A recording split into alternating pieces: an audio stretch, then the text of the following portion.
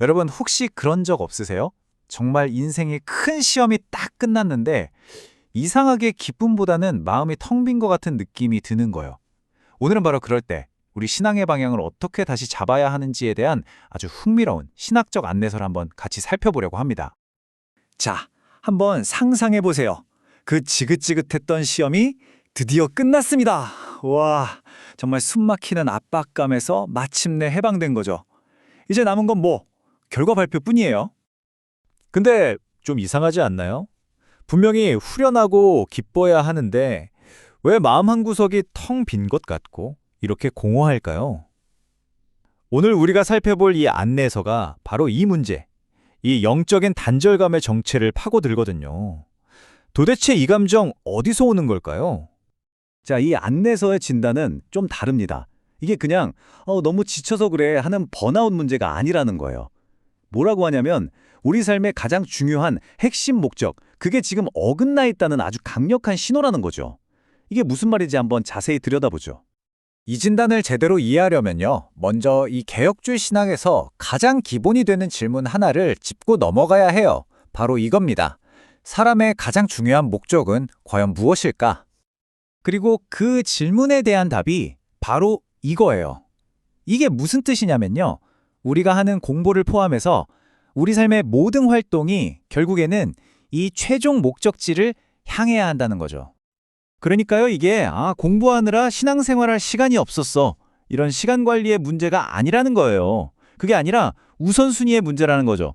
내 삶의 나침반 바늘이 지금 엉뚱한 방향을 가리키고 있다는 신호, 바로 그겁니다. 그리고 이 안내서는 이 목적이 뒤바뀐 상태를 좀 강하게 표현하는데요. 바로 죄라고 부릅니다.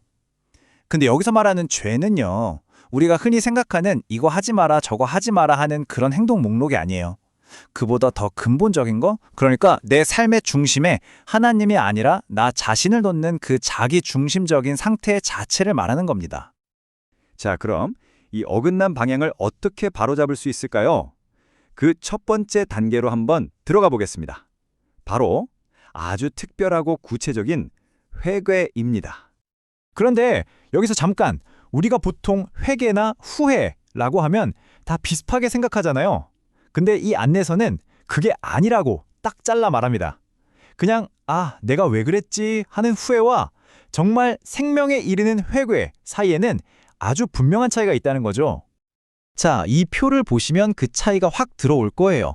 왼쪽의 복음적 회개는 뭐랄까, 은혜의 선물 같은 거예요. 초점도 하나님과의 관계에 맞춰져 있죠.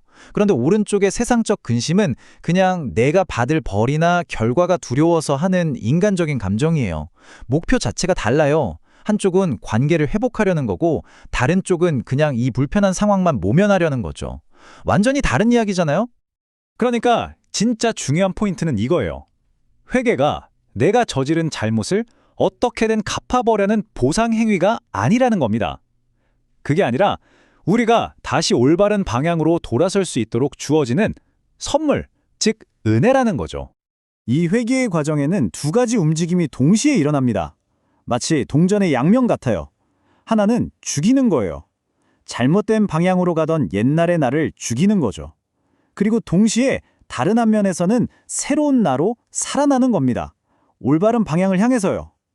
낡은 습관과 생각을 버리고 새로운 생명으로 나아가는 것. 이게 바로 회개의 두 가지 측면입니다. 자, 이렇게 회개를 통해 우리 영혼의 방향을 재부팅했다면 이제 뭘 해야 할까요? 새로운 운영체제를 설치해야겠죠? 이 새로운 방향을 계속 유지하게 도와줄 아주 구체적인 도구들을 지금부터 살펴보겠습니다. 그 도구들이 바로 은혜의 방편이라고 불리는 것들인데요. 크게 세 가지입니다.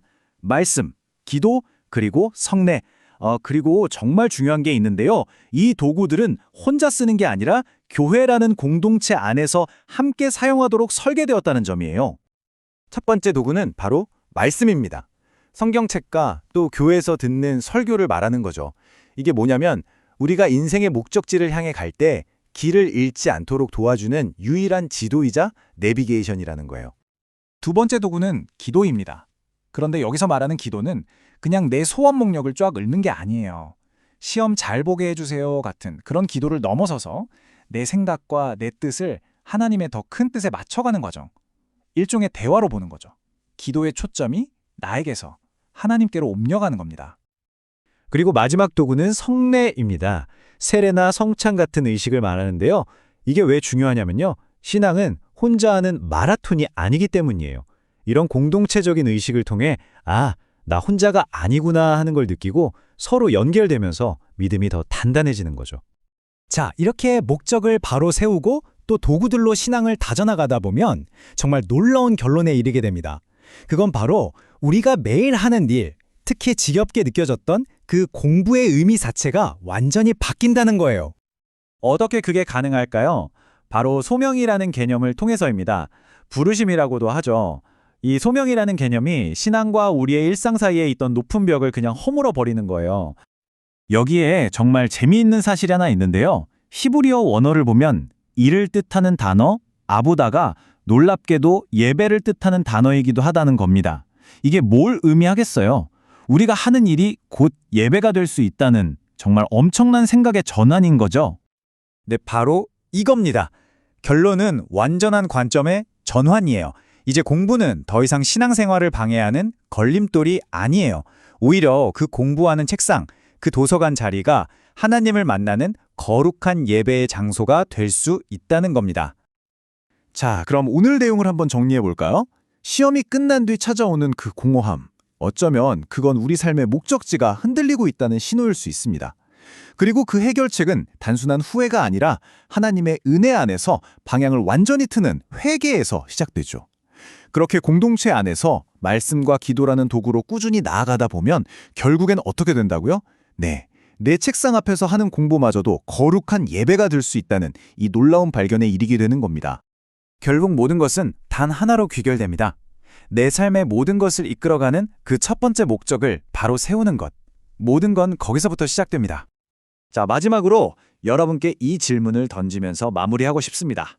만약 바로 지금 여러분이 해야 할 그 다음 과제, 그 다음 공부가 하나의 예배가 될 수 있다면 여러분의 마음과 태도는 어떻게 달라질까요?